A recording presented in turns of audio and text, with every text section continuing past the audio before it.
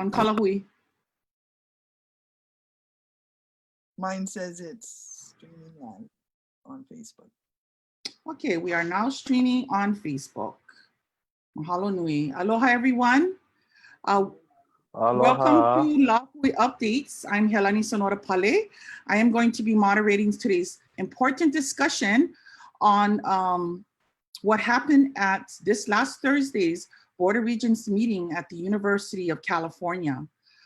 We have a lot of issues to discuss. I did make a dense agenda. I don't think we're gonna cover all of the items, but just in case.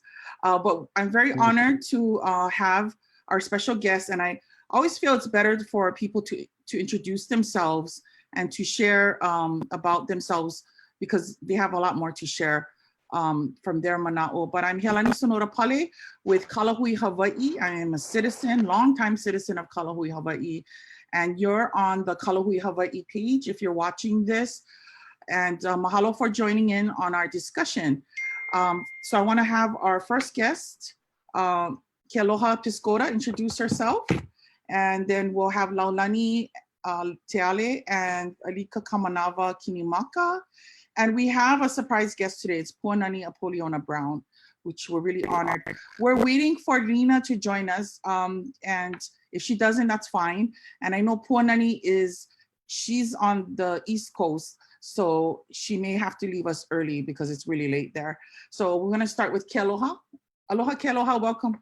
Yeah, aloha, thank you for having us. As usual, mahalo for all the work you do, Elani, and glad to be here. Mahalo. So Kealoha is the president of Mauna Kea Ho, and she has been a Kiaʻi for 25 years of Mauna Kea. Laulani, we're gonna go to you next, Laulani. She's mute. You're mute, Laulani. I'm mute, but I'm wearing gloves because I'm doing food not bombs right now. So, so sorry, Helani, I missed the question. Oh, just introduce yourself, Laulani, what organization you're with. Oh, mahalo, I'm Laulani Tio. I work with Ho'opaipono Peace Project.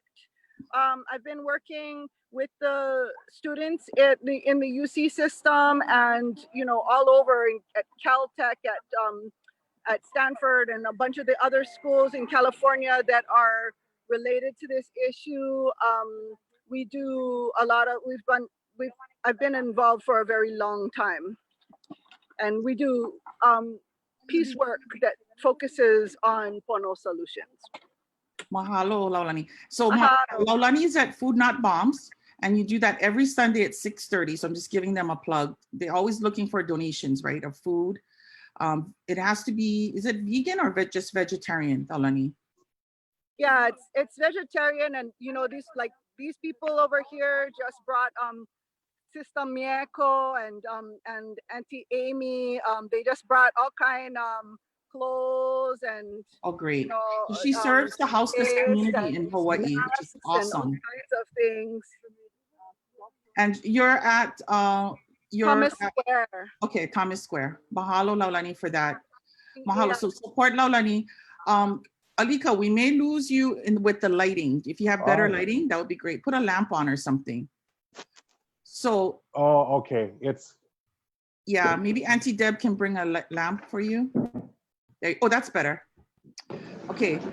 So Alika, just share a little bit about who you are and what group you're with. I'm Alika Kinimaka, and I'm with Na Kiaʻi Pa'a. I've been studying Kiaʻi since. Oh, he froze a little. Since around the end of August of there, and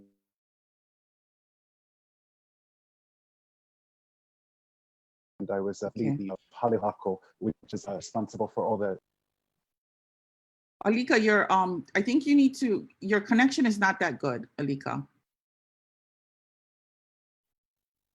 Okay, great. Let me try the location. Okay. So we'll come back to you, Alika. Can we go to Puanani? Alika's finding a better location right now. Puanani? Aloha, aloha mai kākou. My name is Puanani. I hope my internet's okay. It's saying it's unstable right now. But yeah, I am with Uprooted and Rising, which is a movement to end higher education support for big food and white supremacy in the food system. And through my work, at the Kanaka and seeing the UC's involvement with the TNT project, I was able to really get my colleagues behind me Just sit and out here. Get better um, service out here. start organizing with UC students. And Is that better service out here? yeah, Because they're not getting me down on this outage. and I've been working with Auntie Lalani and Pick Hub and the campaign and Did you organizing find it? these amazing students there. Great, thank you. Thank you, Puanani. So we're really honored you joined us. Okay, great. Oh, you're back, Alika. Okay, so Alika, just share. Sorry, can you repeat? Hi, Helani. Hi, can you introduce yourself again? Because I think we missed it because you froze. Sure. Alika Kamanava-Kinimaka. I've been Kiaʻi standing on Mauna Kea since August of last year.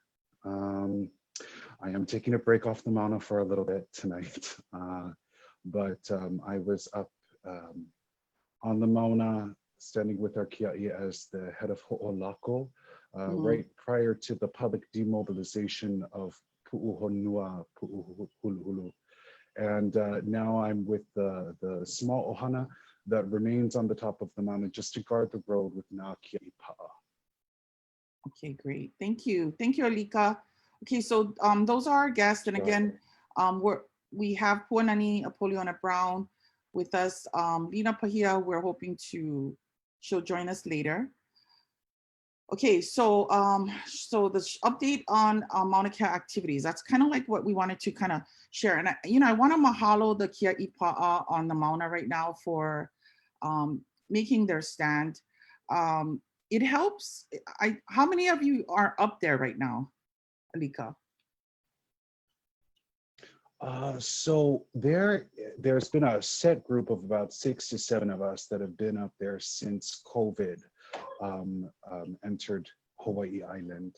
Recently, we've had a few Kiaʻi return to us to join us to continue holding our stand and make the ability for those of us who've been up there for a long time just a little bit more freedom in being able to take some time off of the mountain. So we have begun working in shifts. So now we have about a regular set of 12 Kiaʻi that are rotating on and off the Mauna.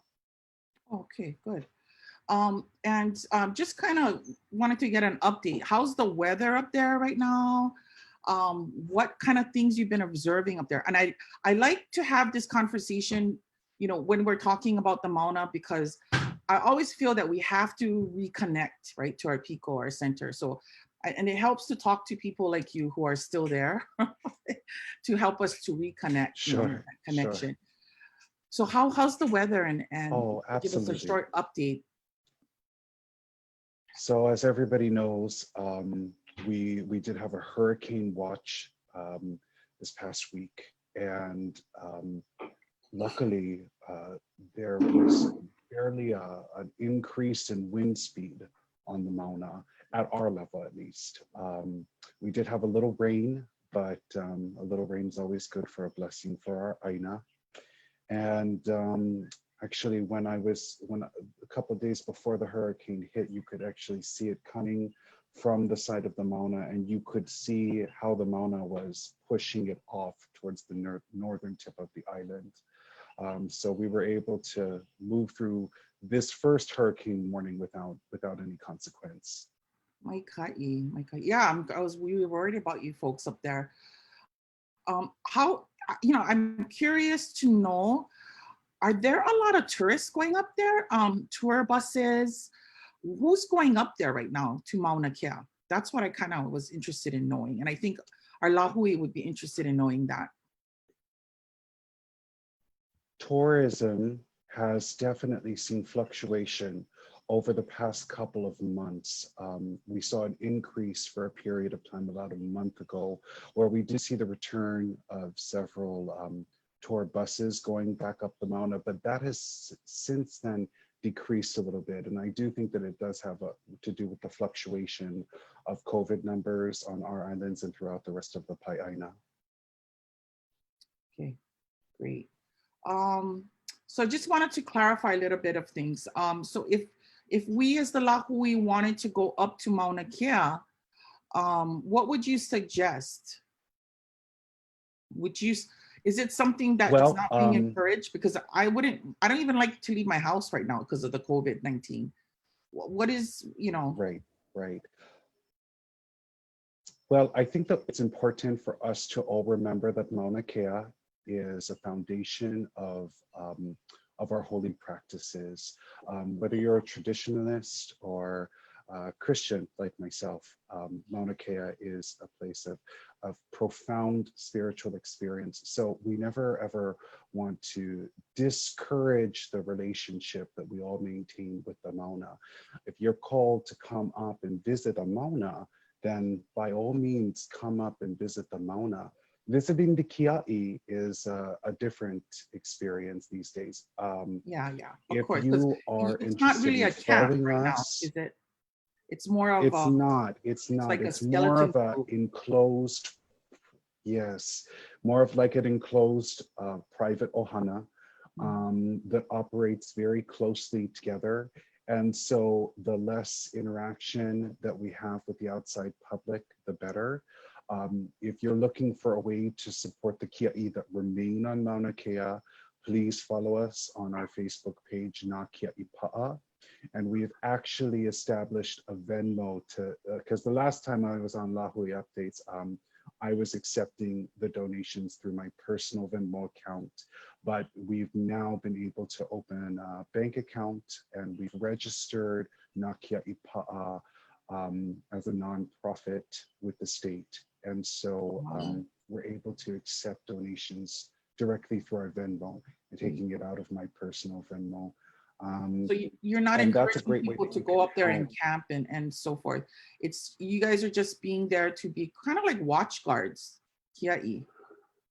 And if you are a long time Kiaʻi, if you are an established Kiaʻi that has served and stood with us, and you're interested in kind of helping by alleviating us with observing some shifts, possibly some overnight shifts, or some daytime shifts, and you live on this island, then you can reach us through our Na Kiaʻi Pa'a Facebook page. You can direct message me at Alika Kamanava Kinimaka, and we can have a discussion about that. But we are really making sure that the Kiaʻi that are watching the road right now are well trained and vetted.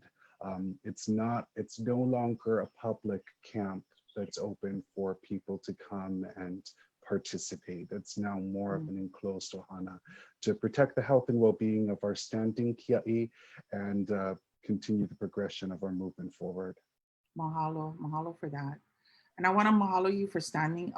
One last question for an update on Mauna Kea, what's going on up there. How were you what happened on Lāhui Hawaiʻi? Were you up there or were you still down at Auntie Deb's? No, Auntie Deborah actually went up with Uncle Lenny. They went up to meet Uncle Ku and Auntie Pua Case to raise the flags, but I've taken actually a week down since I had 2 consecutive weeks on the mountain prior to this. Okay, great. Mahalo Alika for that update.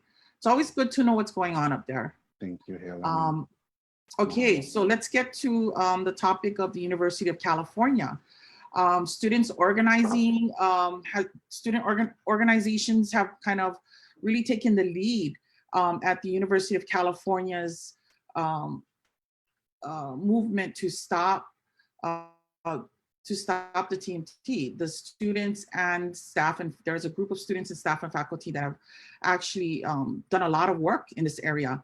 And if anybody wants to know, the University of California is one of the largest systems, largest school systems. It has 9 schools that go from Northern California to Southern California. And Laulani and Kealoha has been who's from Hawaii, right? Ke Aloha, Piskota, and Laulani Tiale have been going up there for the past years. So how long have you both been going up there to talk on the issue of TMT and meeting with the UC students, staff, and faculty? Laulani and either one of you.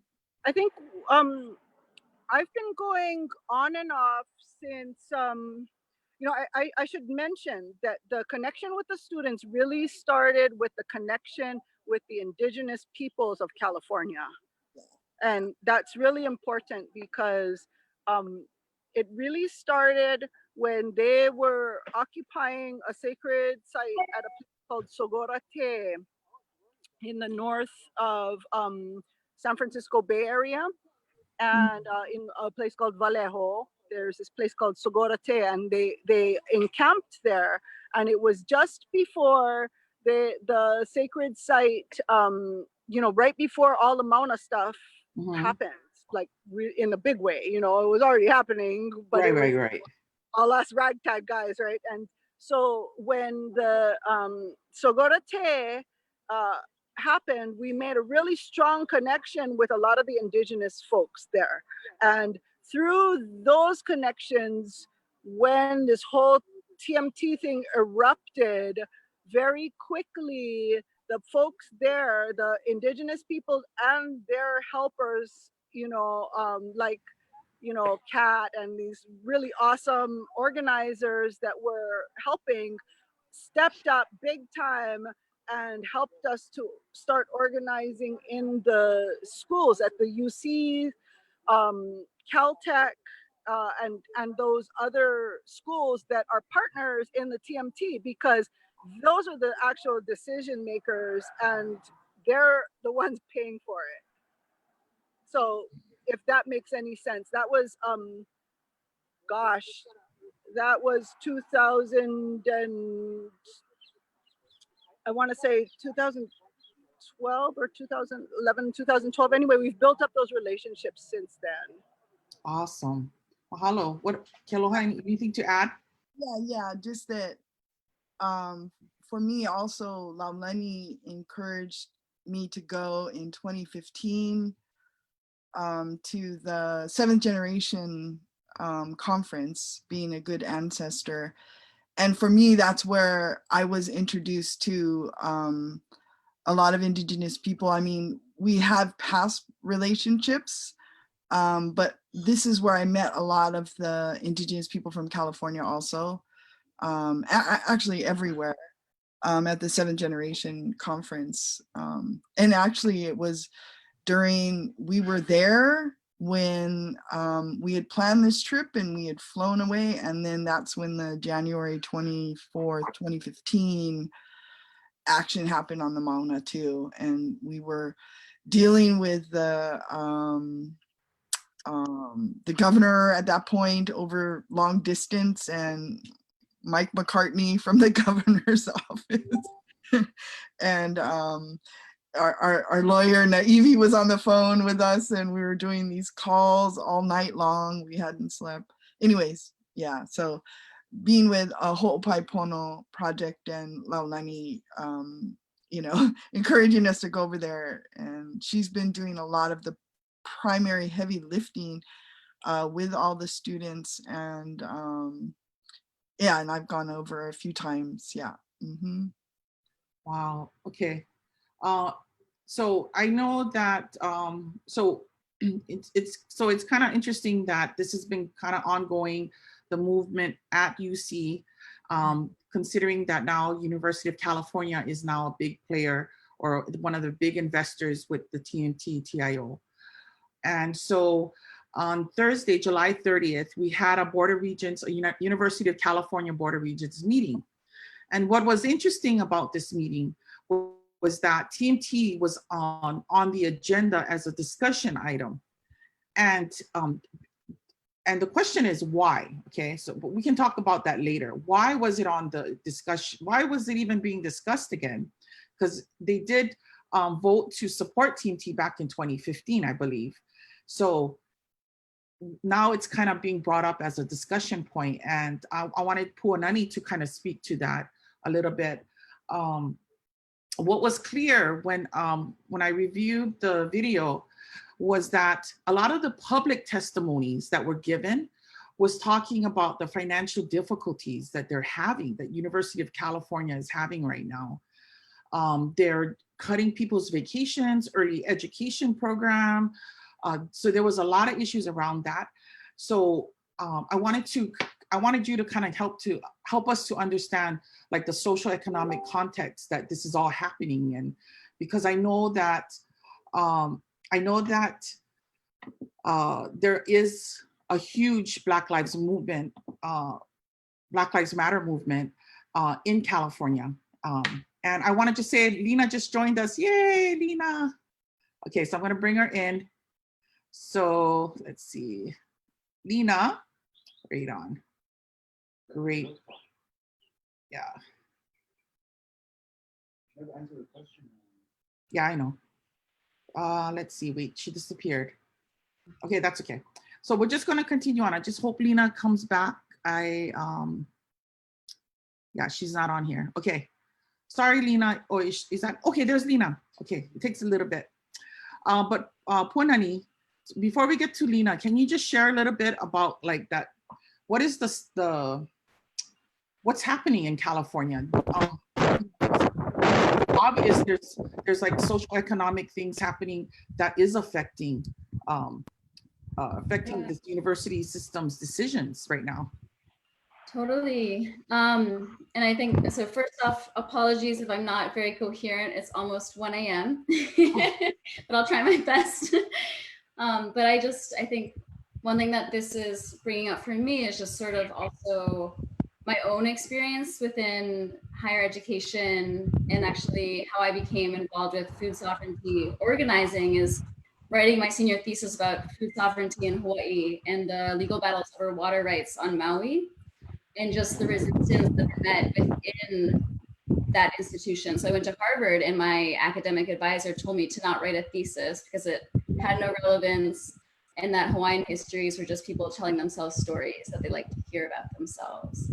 And that was really shocking. And I don't know, I was just in disbelief. My mom's a Native Hawaiian rights activist, founding member of PKO. My dad was an environmental lawyer, and his lawsuit set precedent for the lawsuits on Maui. So stuff that I knew very personally, and to have someone in such a position of power tell me to not write this because it had no relevance was just completely unacceptable. And I wrote it anyways. And then I also just really realized this huge issue within higher education where certain voices are silenced, and certain ways of knowing the world are dismissed, and just really wanted to change that. So at Uprooted and Rising, it's a movement for food sovereignty that's targeting higher ed as a place where the support for big food and white supremacy happens materially and ideologically.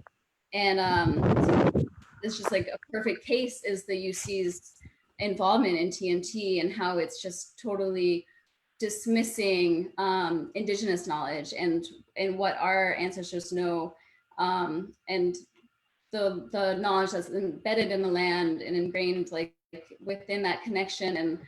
And so yeah, that's kind of what brought me here. And it's been really amazing to be working with Auntie Laulani and these UC students. A lot of them are Native and are just finding their voice and speaking truth to power. And it's so brilliant. And I think it says a lot about this political moment, like really challenging white supremacy. When I first started with Uprooted and Rising, I was kind of nervous about that term. And I was like, oh, like, is that a little bit too radical? But right now it's like, no, that's perfect. And that's exactly what we need to be talking about, because it's so entrenched in all of these institutions on the continent. And then, you know, from Black Lives Matter to Mauna Kea, and just really trying to build collective power to challenge these colonial institutions that are just, they've had their time and it needs to end. So I think working with these students, a lot of them are indigenous, some of them are Kanaka, born on the continent, and some of them are not, and just really believe in doing right by the earth and being good stewards and creating change. And I really think that youth are so powerful in terms of like deciding the path for the future. And so that's just part of the UC campaign, and they've done brilliant work. A lot of it is owed to Auntie Laulani and Kealoha. And when I first became involved, we kind of launched the UC Divest campaign on UCLA's campus, and Kuumiki Lani Young led us in AHA, and it was just so powerful to really ground it in the culture and what it's all about. And I think the UC campaign, like when you look at what's happening in the University of California system, you really realize how important it is to have these alliances with all these other indigenous nations and minorities and underrepresented groups. So it's really, that's where you can see the strength of these alliances. As someone who barely leaves Hawaii. So, yeah. Okay, but since Lena's here, I wanted to kind of, backtrack to Lena a little bit. Hi, Lena. Let me ask her to unmute if she can just introduce herself. Hello, aloha. Aloha, Lena Pahia. So we wanted to we just had a conversation about what's happening on the Mauna, but thank you so much for joining us. No problem. First question, Lena, are you on the Mauna right now? Are you on Mauna? I am. Oh, wonderful. Okay. So can you just share a little bit about yourself as one of the Kiaʻi that is actually continuing to stand on Mauna Kea?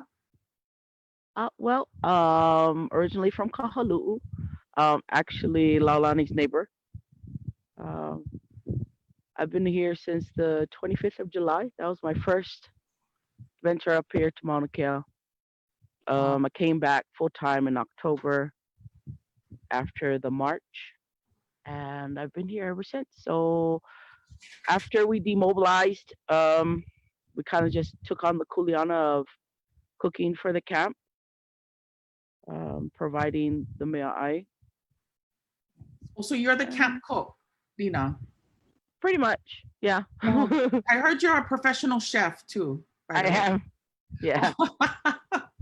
So we kind of spoiled, but yeah. Oh, you guys are lucky, Alika. You guys get one professional chef cooking for you folks up there. So yeah, wonderful. just don't infringe yourself in her kitchen. Oh, yeah, okay. Just don't crowd her in her kitchen. I'm a chef. Stay out of my space. But I'll feed you. I have no problem feeding you. But as far as weather and everything up here, it's been beautiful. Little chilly sometimes, but that's to be expected. Nice. Any Hawaii Lona that you would like to share with us that's going on in Mauna Kea right now? Have you seen recently? I haven't seen any recently, but I went down for a little while to decompress and get into the kai and spend time with my ohana. Came back about 3 or 4 days ago. There's been quite a bit of activity. Today we had some people at the pu'u, motorcycle clubs and stuff. They were very respectful though. Nice. But yeah, it's been nice. It's been really quiet. Haven't had to scold anybody for sliding down the pu'u lately. Oh, so good. And nobody's skiing right down the mountain. Oh yeah, they try, but we no trampolines up there, right, Lena? No trampolines, right? No trampolines. Oh no. Oh my gosh, I'll ole to that. Yeah, the best they got was I think an orange cardboard box or something from the grocery store and was sliding down the hill. Oh, okay. But yeah.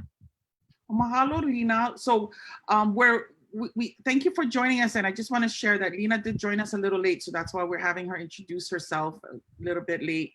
And I know Puanani has to leave early, so we're gonna ask her another question, and then if you need to leave, then feel free. We did thank you so much for coming on. So Puanani Brown, she's with Uprooted and Rising. So any mana'o on, and one of the things I noticed with the testimonies at the Board of Regents was there's a lot of talk about racism as well, and about the safety of the students and things like that. So there seems to be a lot of issues going on with the University of California. You have any mana'o on that? Yeah, definitely. I mean, I think this project really highlights their priorities and just how detached it is from really the needs of the students and the reality of issues here on Earth. Like they're committed to this project, and you also saw, I don't know if for folks who watch the live stream, you can start to see some of the regents starting to push back, and Chair Perez push back on these excuses that they've used to pursue this project. And I think I didn't really talk about the financial issue earlier, but it seems like because of the resistance from Kiaʻi and the delay in construction, that they said that they had to pause funding, which I think means that investors are not willing to fund this project anymore. So they've had to dig actually into the UC's own funds, which we've revealed through a Public Records Act request. That showed that actually I think half of the money that they spent so far is from the UC's own funds, which is student money. And so where are they pulling that from? You know, we're still waiting. They haven't released all of the records that were asked for. And so like if anyone's asking and has some time on their hands, like just keep doing this, like keep sending in Public Records Act requests. And so yeah, that's a major issue because, you know, in a global pandemic with serious needs from students who are unable to take classes on campus and are going online and paying for this, they're not taking care of their students. They actually contributed 10 million to TMT in February of this year, 1 month before they fired 80 graduate students who were striking for cost of living adjustments. I mean, that is just completely pathetic. It's so wrong, and it's so like far from where their priorities should be. And so I think a lot of the students spoke up, but it's also pretty horrible in terms of really hurting students who actually, some of them have been organizing behind the UC Divest campaign and now are no longer on campus because they've been fired. And so, yeah, it's a major issue, but it's also like great that we're getting these records and just having more, I guess, like tools in our belt for calling them out. And I think that actually maybe had a lot to do with them finally calling this meeting because we've been asking for it for a long time, and we've kind of gotten feedback that they respond to money. They might not respond to human rights or indigenous Right, rights. I know. It's sad but true. Kind of just speak their language in some ways. But yeah, it is sad. So, and then yeah, racism definitely is a major part of it because that's really what it comes down to. These excuses that, you know, we have to build it on Mauna Kea because it's the best. Like, you know, maybe you don't deserve the best. And also maybe consent is like really fundamentally what you need before you do something like this. Thank you. Nice to see your face, Lena. I just figured it out. Oh. Sorry. We're grassroots, so we understand technical stuff is not our If my expertise. 5-year-old baby was over here, he'd know exactly what to do. Oh. Mahalo for that, Puanani. That's really a good kind of summary, and that was a big reveal with the actual funding up until February that you see that University of California was actually giving funding up until February of this year to TMT. Yeah. And then when you listen to these testimonies, and it just, you know, just kind of sum it up, there were about 9 testimonies in opposition that included Dr. John Osorio, yourself. You started it off really well, very solid. Kaneli'i Williams, Alex Tan, there was a whole bunch of them. And there were testimonies from the science arena who had shared that, you know, what are they doing? Because they do get science from Mauna Kea as it is now, and it's very valuable information. They don't need the TMT. And they basically are struggling, you know, they're struggling just to get the basics. And then here you have the University of California investing all these monies into this project that is going to be on Mauna Kea, or they want to have it on Mauna Kea. So, so in the beginning of the meeting, there was all this public testimony, and you kind of got to have a feel of what was going on at the University of California. And then they got to the agenda item, which was item 2. And we were really honored that we had great representation from Hawaii. So it's agenda item B2, and the agenda item stated, the purpose of this item is to provide the board with an update on ongoing activities related to the 30-meter telescope since the board approved it in March 2014. So there were all these different issues that the president had cited in her memo to the Board of Regents that included funding, federal monies, extending the lease, alternative sites. And we were honored to have Kealoha, Piscoda, Laulani Tiale, Auntie Noi Noi, Wong Wilson represent the Kiaʻi, and so very well. I thought all 3 of their testimonies really complemented each other, but we did have testimonies and voices in opposition, including Kanaka voices in opposition to protecting our Mauna. So I just wanted to just kind of get some thoughts from you folks about what this kind of, I mean, was this something that happened before where you folks were given an actual set time and were put on the agenda? Has this ever happened before with the Board of Regents, the University of California? Aloha, Laulani. We had asked, but in fact, well, we asked for it to be put on the agenda the time before last.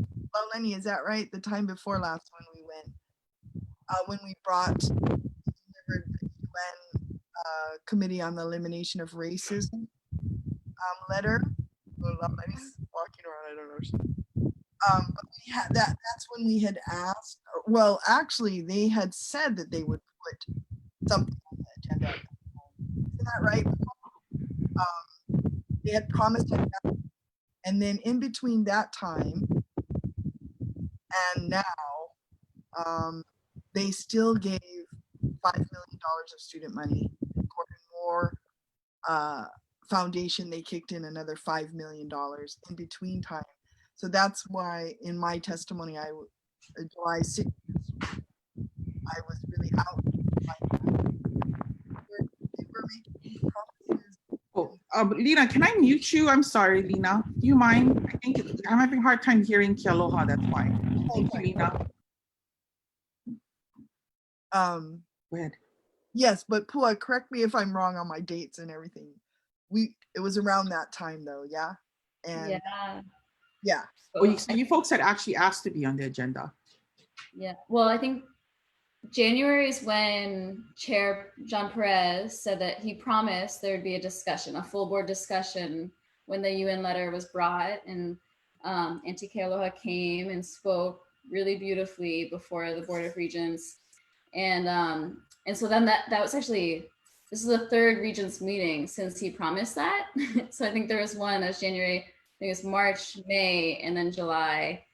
So yeah, every Regents meetings, we kept saying like, you've promised this and it still hasn't happened. So yeah, and I think really coming from the students' calls for if a discussion is had, that it needs to have representation from Native Hawaiian protectors. I don't know actually what went behind the decision making to have the panel in the format that it was, but I have a hunch that it has something to do with the calls from the students and the UC community and persistence from Mauna Kea Kiaʻi.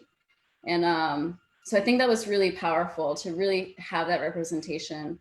And just like thinking about representation too, having a new student regent who's been nominated. So she will be the acting student regent next year. Alexis, who's Cherokee, she was really able to have these questions that were so pointed at one point. I don't know, I hope I'm not jumping ahead in the agenda. No, jump ahead. I think that just showed so much about the importance of representation. and these issues, because they can be so disconnected. Some of the questions that the Regents asked were really, I mean, hard to listen and kind of like a little bit funny, but also scary, because these are educators, or like, you know, have a lot of power within this huge educational system, and having completely no understanding of how Mauna Kea could be a symbol of religion and needed someone to spell. Like, there's a lot of instances. I won't go into details. Watch the live stream. Question about mythology versus religion was really pointed and really important. That she asked very good questions. And So what was the question about mythology versus religion? What was that? Can you? Well, she asked him, why are you using the term mythology in the update, the Board of Regents update, versus religion? You know, that they were equating it to mythology as opposed to a valid and real religious practice, you know. So she had really good things to say. But I wanted to say also that, you know, a lot of this is happening because of all the background work that the students do all throughout all of this, you know. We come out there and you know, they give up their time so we can speak. And you know, I just really want to recognize that. I mean, all of the FOIA, Freedom of Information work, and just getting us to this place and getting us there. And Laulani too, she organizes on amazing ways. So me and Uncle Liko just kind of Lana in there, you know, like, okay, where do we have to go? You know, but we're so thankful that everybody is so helpful on that level. Because honestly, when Laulani asked me a long time ago, I looked at her and like my eyes crossed. I'm like, how on earth could we go there? You know, but really she had the intuition, you know. She was on the fact that they're a source, a huge source of backing of the TMT.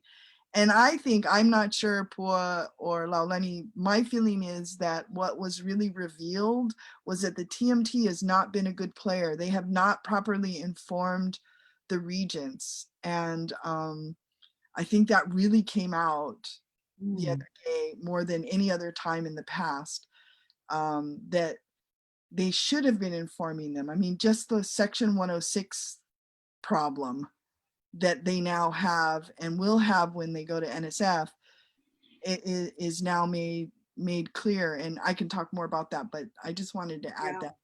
No, so yeah, and just to kind of give people an idea of what a big backer the University of California is. So their financial obligation is $175 million into this project, and 125 million of that money is supposed to come from Gordon Moore.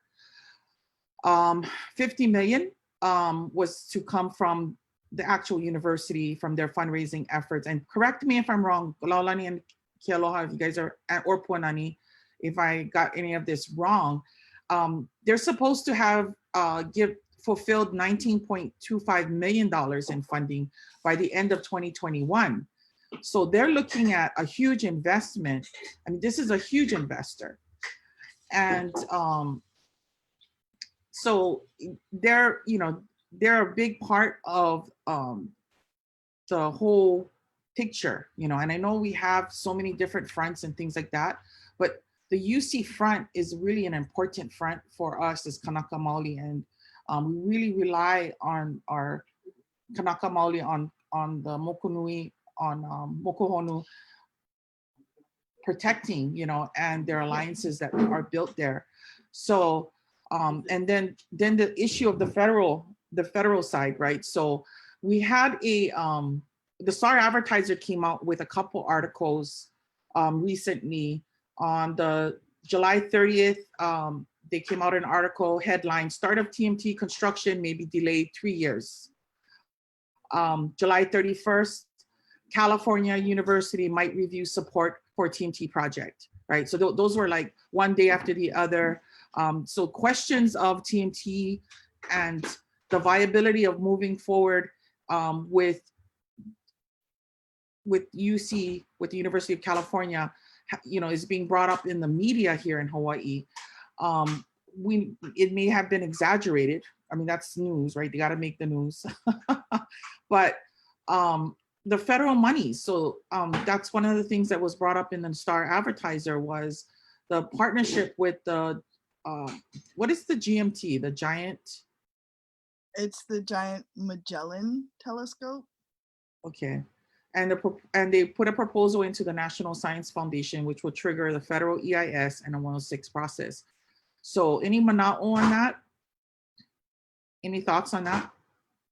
Well, I just want to point out that the issue is that the TMT should have triggered 106 before they ever got a notice to intend to construct, because they're required to follow state and federal law, and they've been required to follow that federal law, and we've been asking that we've been triggering it, what they call triggering the law to take effect since 2007, when the proposal first became public and they started to do environmental review.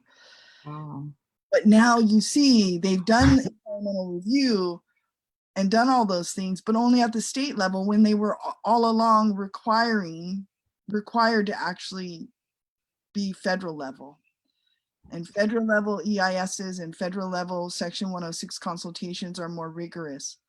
So there's a very big problem here that they're going to have to overcome, and it's likely to be a legal situation. We triggered 106 consultation with University of California, Caltech, NASA, and Keck when Keck was trying to build the 10 more outriggers. Right. And that actually ended up stopping the project because they had to go pay so much to do it. It took them 3 years. And then in the end, the state pulled their permit because it wasn't, they didn't have what they needed for the conservation district use permit. But I think hopefully we inform the UCBOR that that TMT has not actually fulfilled that, and they should have already fulfilled it. Because Because it doesn't even matter if they partner with the GMT or with the National Science Foundation. They should have done it from the very beginning. It's the 106 process. yes, and it doesn't have to only be the one who is giving the money. It's required by federal undertaking. So whoever is taking the money and using it is an undertaking. And also it's triggered because of Mauna Kea itself, because Mauna Kea is protected as a historic district, not just a site, it's a district. So that in and of itself should have triggered the 106. And we're going to have to probably submit documents so that they understand that that's probably going to cause a big problem. And they say it's only 3 years, or that it might take 3 years. It's not. And what the regent or the financial guy said, it was 18 months, but it's not determined by them. 106 is a process for Native Hawaiians. So we determine the time frame, not them. So back when we did it long time ago, there were a handful. Now we have lots and lots of people who will want to be heard on this issue. So 3 years might be an underestimate. Yeah. It's federal law. Thank you for sharing that. So the other issue that was brought up, and I heard a lot of discussion in the Board of Regents meeting about it, was the alternative site. If built in La Palma, there was a discussion, I mean, there was testimony on it, right? That they're not gonna lose much if they build it there. It's one of the scientists, I think her name was Andrea Guess. She was doing the presentation with Mike Bolte. She was saying that 90% of the science that can be done, that they're looking to do on Mauna Kea, can be done at La Palma. So what is your mana'o on that? Anybody have mana'o on that? I'd like to say something. Sure. So one thing we don't actually know for a fact that that it is pono to build over there. I mean, we Good don't know, point, and that is something that is very important, that it's understood that we're not asking um, for this telescope to go to any other people's land, you know. However, it is interesting to watch the dialogue about it, because in the discussion between those, how much of it is actually about the science versus how much of it is actually about the colonial presumption that they have the right to build in a place where it's convenient for them.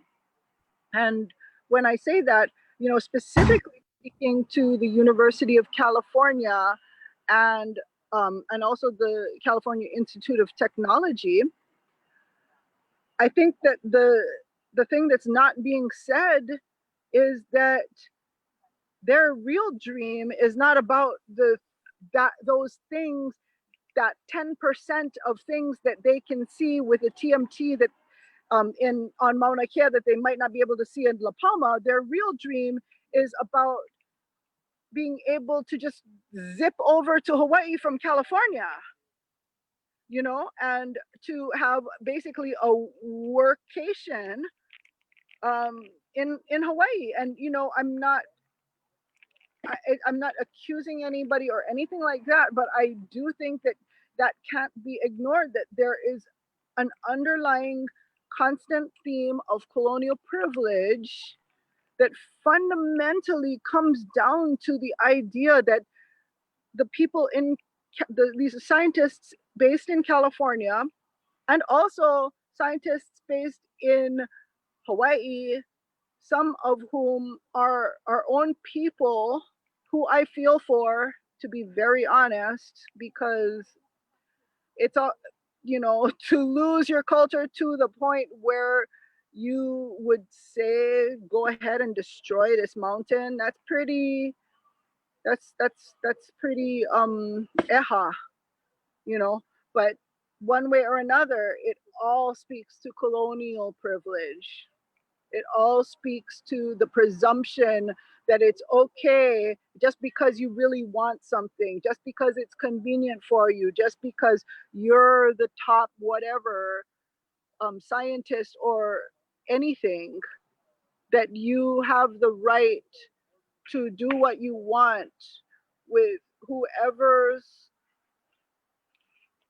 people, places, and culture that you think you can determine is okay.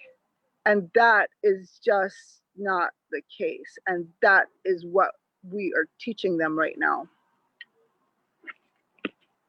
Mahalo. Alika, I think we lost your, I think you need to get a lantern. Can you ask Auntie? Alika's at Auntie Deborah Ward's house, who is another Kiaʻi, long time, been protecting our Mauna for so many years. You're on your vacation at Auntie Deborah's. Better.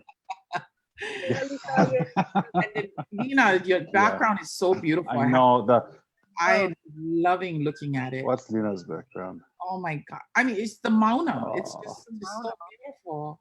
Yeah. What's that, Oh. Auntie? Thank you. We're just gonna go inside.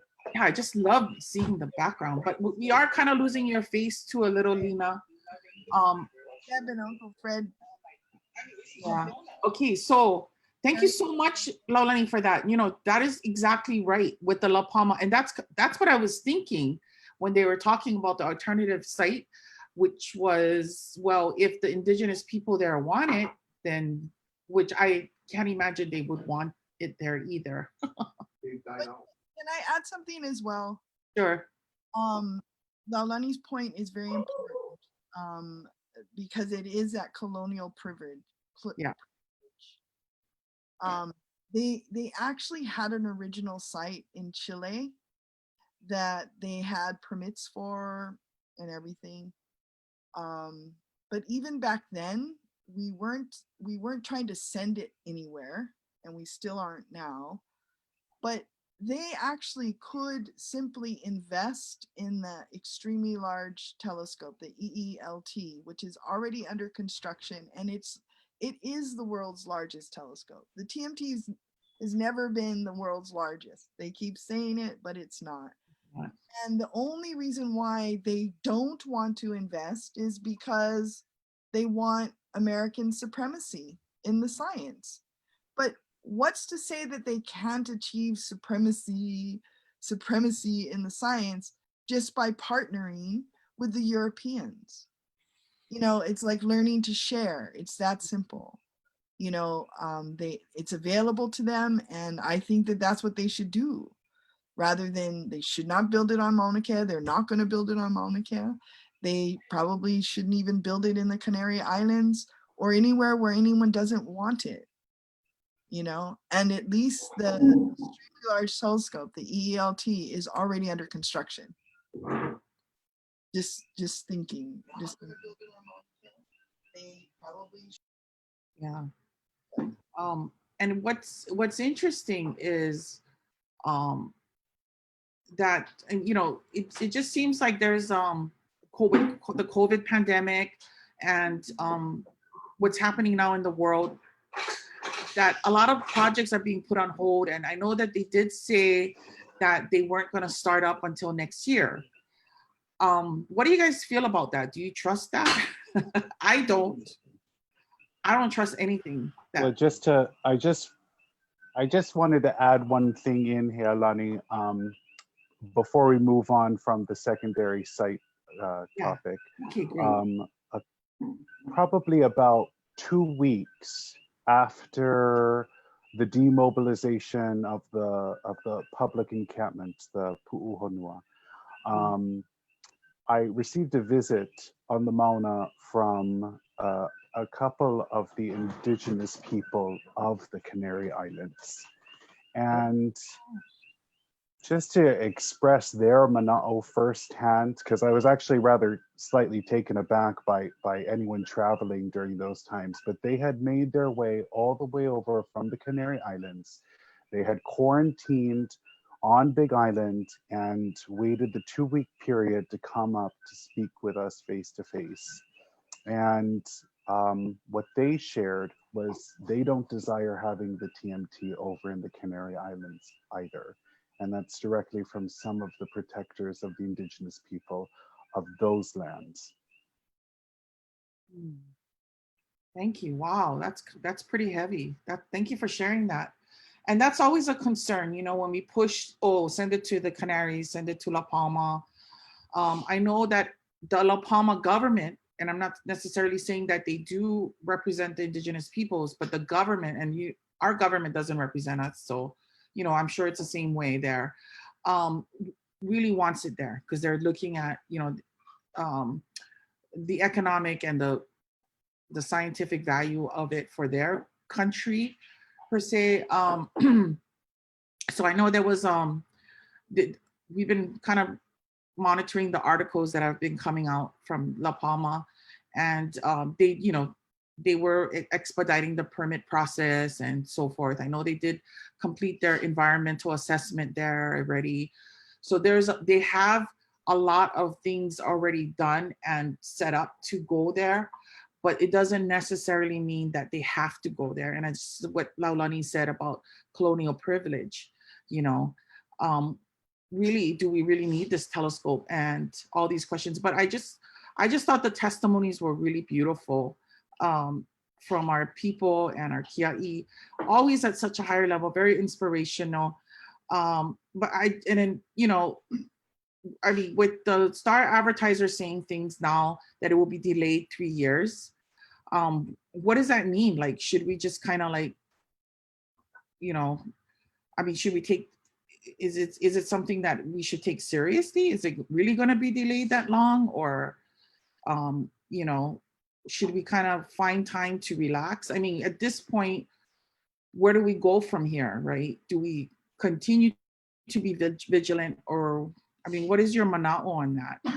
I mean, would you believe the Star Advertiser, first of all? I wouldn't. Something onto that.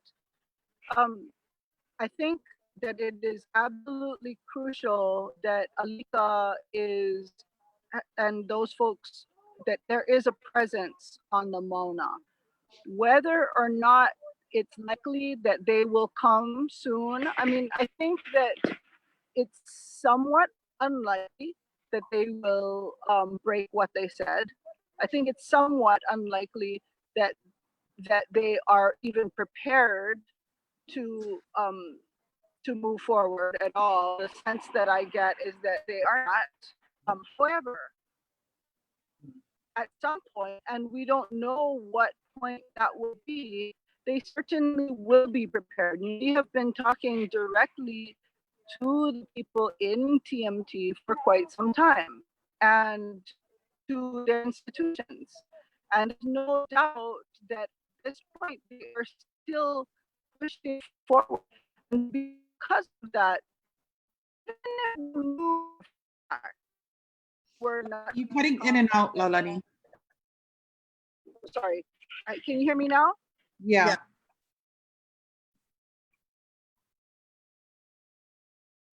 Okay, now we can't hear you. Can you hear me now? Sorry. Yeah, we can. We can hear you now.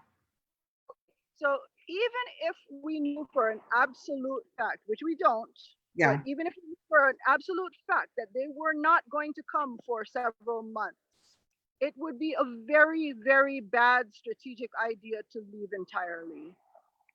Because if nobody is there, that gives the opportunity to shift the paradigm on the ground by the state, you know, and it's really the state more, as much as it is TMT, the state, make no mistake about it, is very, very invested in the idea of winning this battle.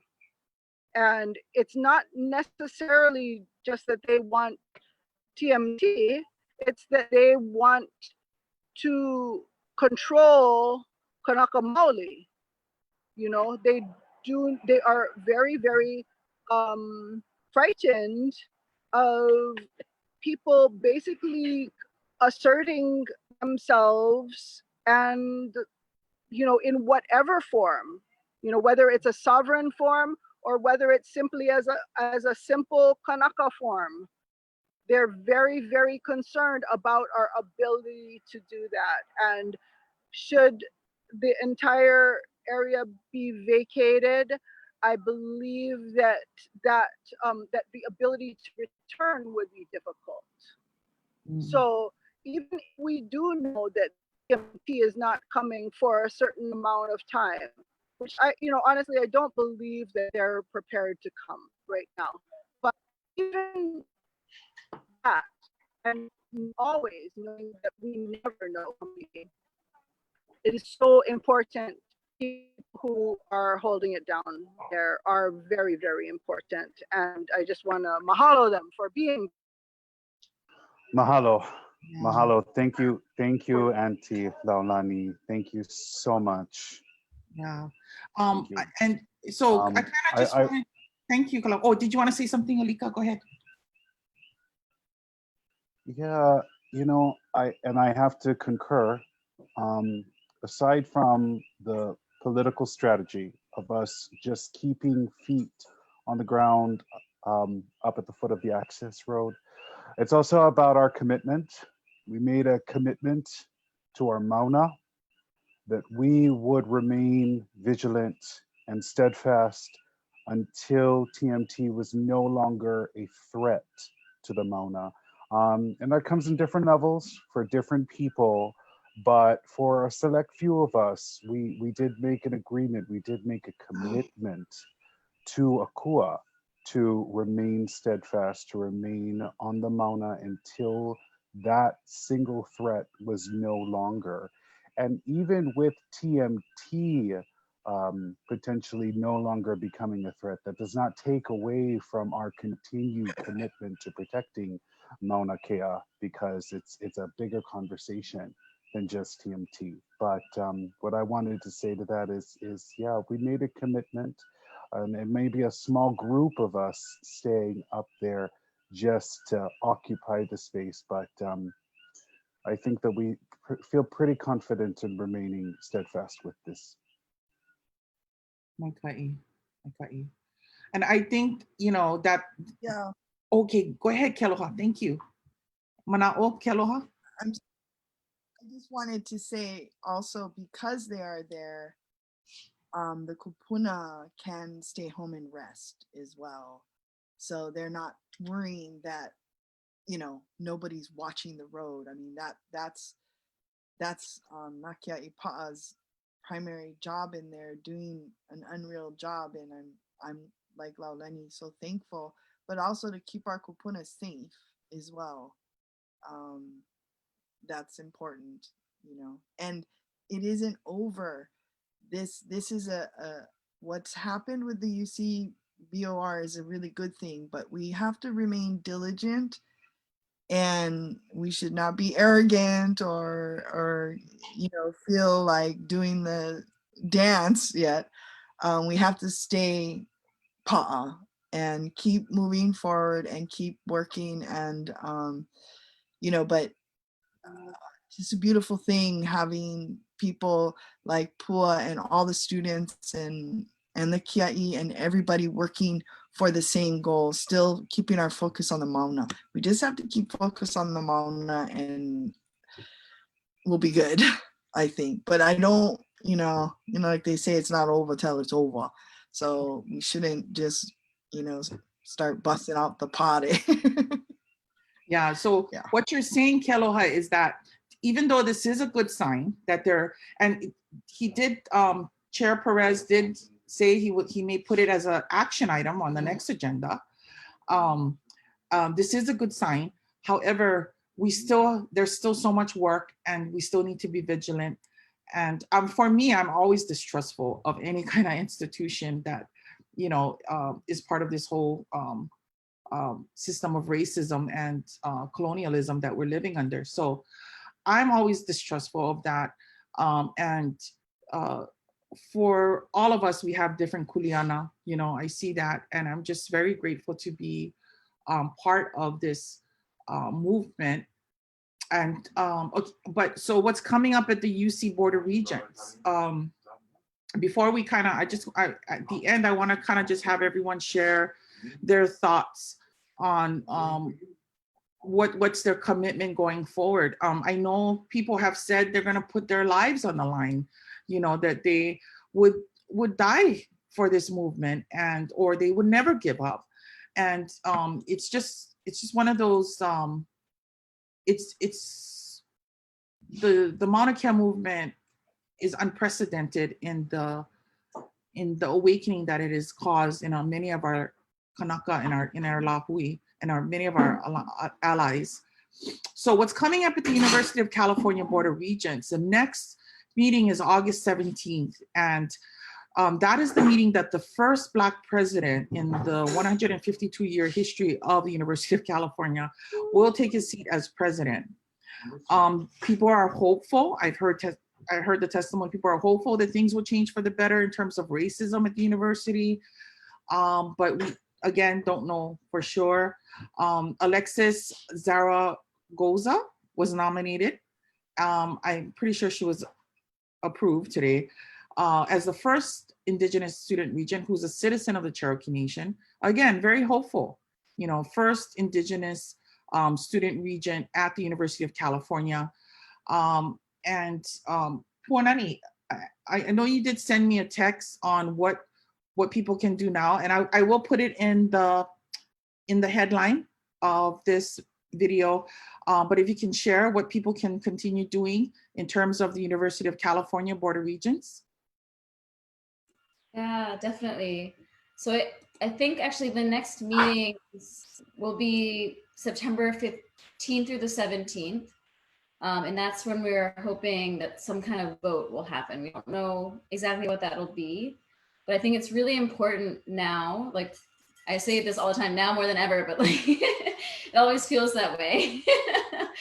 But it's really important who tuned into the last Regents meeting and saw the panel discussion you know, if there's stuff in there that you disagree with or you want to explain to the regents or communicate some thoughts that you had during it, always with kapu aloha, I think it'd be really great to email them, because, you know, we really call on people to email the regents before Board of Regents meeting, so that they have, basically they have a summary of all the emails that came in, sort of like the number and the thesis of kind of like points that were hit. But you can email them at any time. And so if you're emailing the regents, it's regentsoffice@ucop.edu. And, you know, I think you might as well just make it personal and speak from your heart, your mana'o, and include a photo of you protecting the Mauna, or with the hashtag UCDivestTMT. And then if you also copy protectmaunakea@gmail.com and unrcalifornia@gmail.com, we'll get those emails, and I'm hoping to make some kind of big collage of all the folks who've emailed in.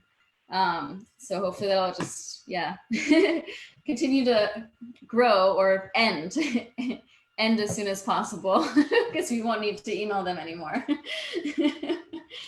They must be tired of getting our emails, seriously. Wow. I Yeah. must have sent, I don't know how many emails already. So we're gonna just kind of end our Lāhui updates, and I just want to mahalo each and every one of you for coming on board. But I want you folks to share, you know, just a couple minutes on like what's next, you know, like for you as a Kiaʻi, what is your commitment going forward? And do you ever foresee a time where you'll be like, okay, Mauna Kea is safe, I don't need to, I can go and like have a vacation or like do something else and not, you know, be worrying about Mauna Kea? I mean, is there ever, do you ever foresee a time of that? Right now with what's happening with the University of California, is that going to, I mean, for example, for the Kiaʻi Pa'a, is that going to say, hey, to you folks, okay, we don't need to be up here, we should just take a break and not be there? What's your commitment going forward from now, you know, on, from today on? So we can start with Kealoha. Oh, we'll end with Kealoha. How's that? And we'll start with Alika.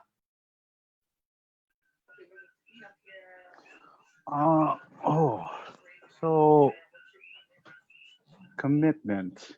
If you had caught me earlier this week, you would know that I really wanted to plan a vacation for myself. And as much as I'd like to do that, just for my own personal indulgence, because I'm exhausted, it's not in the cards. It's not in the cards because this isn't complete. This has to be complete before I can feel complete taking time away, like a huge concentrated amount of time away.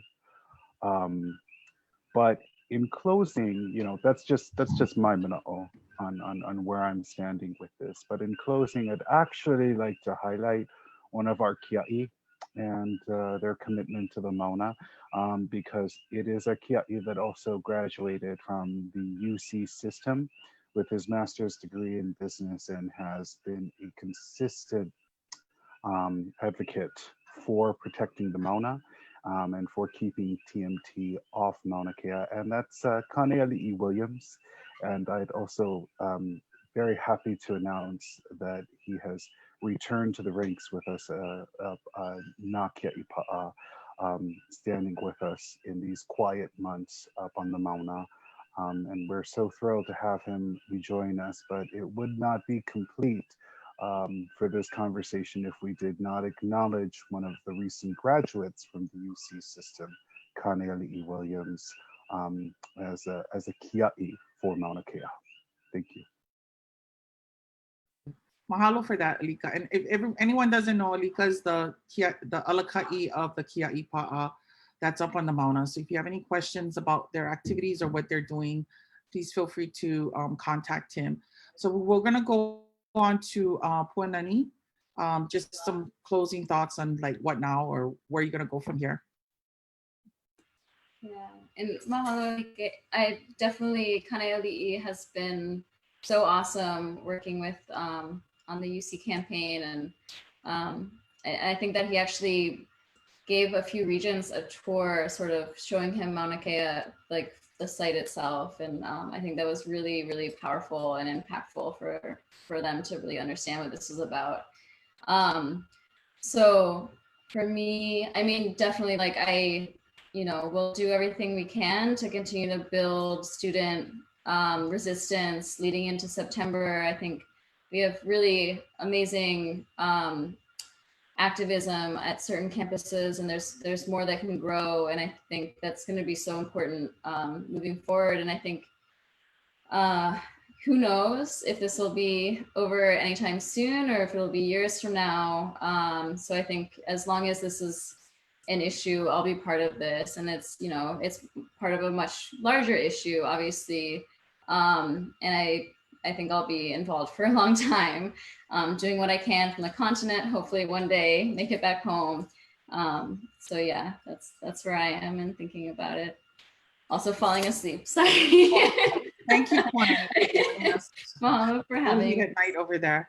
And then Vina Pahia, thank you so much for joining us. And I just want to if you can share some of your mana'o, like what's your commitment going forward? I mean, is there going to be any time where you can say, okay, I'm done, I'm going to walk off. I'm done cooking for these guys. Is there any, what's your, kind of mana'o on that?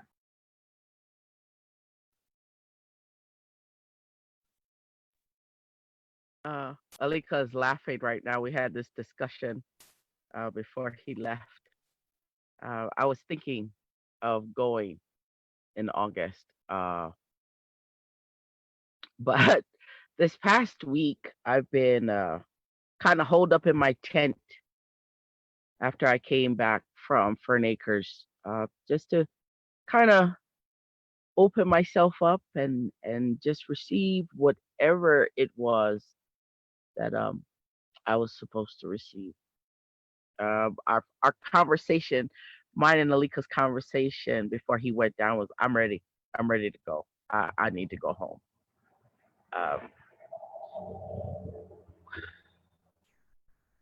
But also, both of us are tired, but we also understand that someone needs to be here.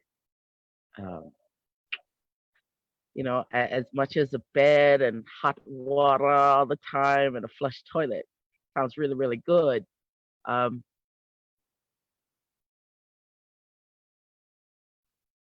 think we all stayed here because our reasons were different. The mountain called us here, and we're kind of trying to fulfill whatever it is that she needs from all of us. And I think not until we fulfill what we've set out to do will we go. Because there are people, other Kiaʻi, that went down against their na'au. And we're currently trying to fix that. I don't want that on me. I seen what it has done to them, and I'm not willing to go through that. My reason for being here is my reason, and I feel really strongly about it. So until she tells me with certainty that it's time to go home, I'll stay.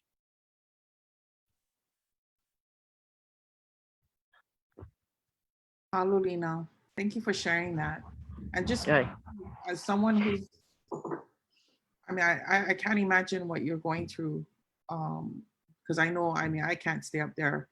I do what we give here at Kalahui. Every year I tell my committee I quit, but it's hard because the struggle is real. how and moving forward. it Yeah.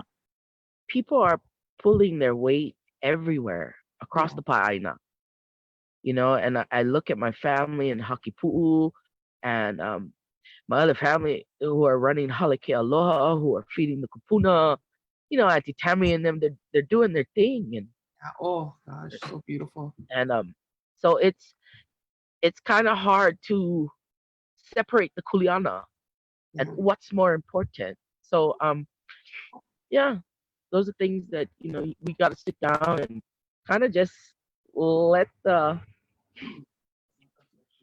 let whatever the mountain is giving us flow.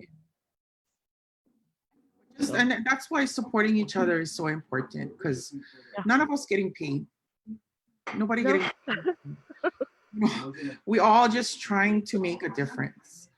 And so just know, you know, we all have to, it's all about, it's kako, it's all about all of us as one, as a Lāhui. So mahalo, Lina, for sharing that. Thank you so much. Laulani, can you share your mana'o?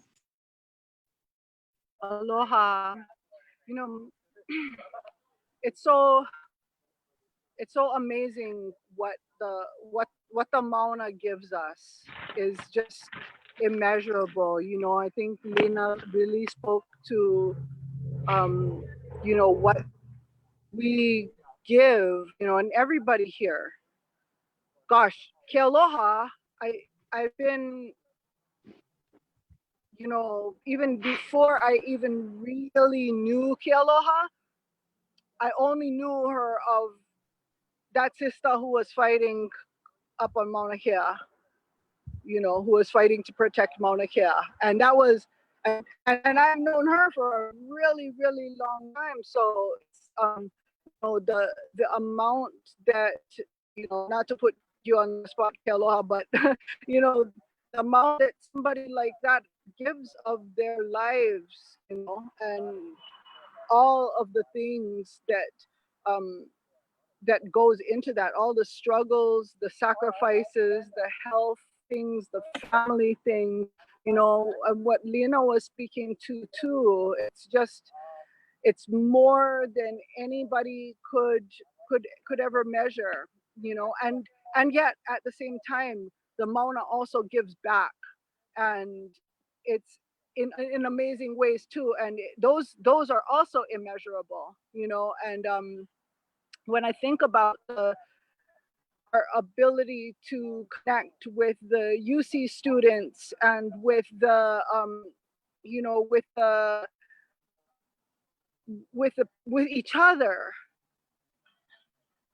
each other, I mean, Lena, oh my gosh, Lena, this is the first time I'm seeing you in, you know, seeing your face since Lena and I were children together, you know. And you know, she was like the little girl right next door to me. And you know, I haven't seen her since. What a gift, you know, that the Mauna gives to give this connection back. It's just so amazing after all these years. I was wondering how you were and all of these things, and here you are. But this is what I'm saying, is that these connections are part of that great gift, you know. And you see that same kind of connection in the indigenous peoples, you know, that we connect with. Sometimes it feels like that, like, hey, I knew you like Yeah. hundreds of years ago, you know, back when we was on the va together or whatever, you know. And there are these really deep connections that the Mauna is helping us to bring together. And even the colonial forces of the Board of Regents and the scientists and astronomers who are part of pushing TMT forward, all of them too play a role in this great story. And whether they like it or not, their connection to the truth and to what is real and to what is pono are still, you know, part of this picture too. It's part of this great story that the Mauna is telling. You know, we're just characters. You know, we're just sometimes this great story, this you know, and it is an epic story with all of these connections. Pua too, I gotta just throw one out to Pua because she's, you know, this is somebody, her father was a very, very close friend of Liko's, you know, and, you know, and here she is, the next generation coming up and stepping forward all the way from New York, you know, manages to step right across the ocean and jump right into this. And without her, we would not be able to have pushed forward on the UC front the way we did, you know, and so many others too. So I'm just saying that in this story, I think all of us are kind of in that place of, you know, whatever the Mauna tells us we got to do, whatever our role is. You know, I'm over here on Oahu, so my role is only one that can be done from Oahu. But you know, whatever it is, I'm here, I'm listening, and you know, and we're all makakau to go forward. And I think that that is a common thing that is true of so many of us, and that is why TMT will never be built, and the Mauna, the story of the Mauna will be the story that the Mauna tells. Okay, I have chicken skin. Thank you. Thanks, Laulani. So just the last closing words from Kealoha, and I just want to again mahalo each and every one of you for coming on to Lāhui Updates. We are all in the struggle together, and we always have to remember that. So, and you know, just know however we can kako'o KaLahuiHawaiʻi, we will kako'o. And just we can end with Kealoha. Mahalo. Oh gosh. Okay. Basically, what I want to say is I want to thank everybody for all of your mana'o, but mostly your aloha, that we stand together in the shadow of the Mauna, and the Mauna gives us lots of miracles, and there's so many I can't even say, but what I know is that what Laulani said, you know, we give, but we gain more than we even give, actually, over time. You know, we couldn't have, I could not be where we are right now without Laulani, without Lena, without you, Helani, without, you know, Pua, and without Alika, and our kupuna, and everybody else in the movement. Really, like, we are raising the standard of aloha with the whole Lāhui, for the Lāhui, and for the world, though. And like Laulani said, even the regents, whether they like it or not, are really a part of this great story that is unfolding every moment. And yeah, there are lots of moments where I feel kicked to the curb and I can't stand up, but I'm thankful that Akua has always buoyed me up, lifted me up, and pushed me forward, pushed me in places where I outside of my comfort zones, a lot of them, but now I can do them, you know? And so when the Mauna calls, we just have to keep showing up. That's the major message. And thank you, Helani, for having us on the Lāhui Updates. I really appreciate all that you do.